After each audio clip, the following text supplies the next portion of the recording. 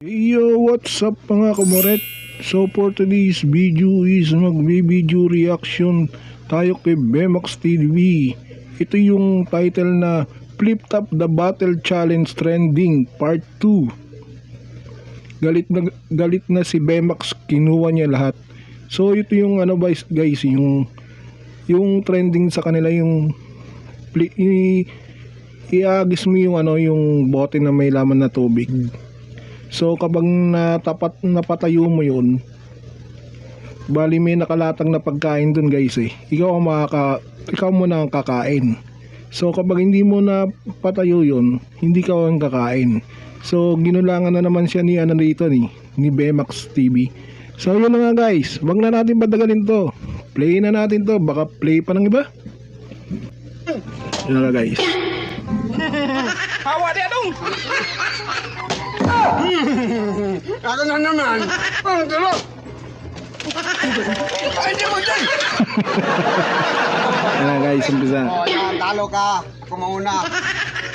Oh, yan. Yun, nauna si Borloloy. Na.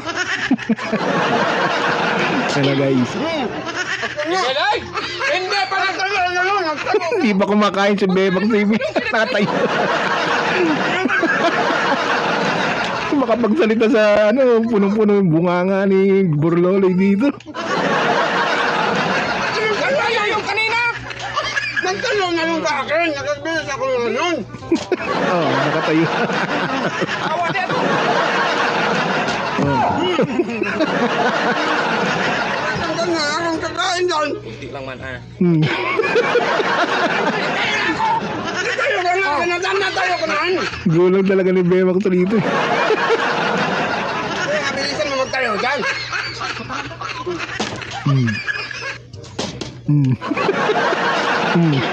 Oo, ay. Pwede yan. Oo, pinipigilan si si Borloloy. Kaya magtayo lagi ko. Ang uwag ng ubusin mo muna. Ang tagal eh. Ubusin mo nga muna yan. Ang tagal nga. Ang tagal magtayo. Oo. Oo. Hindi mo nakakain si Bemax TV rito.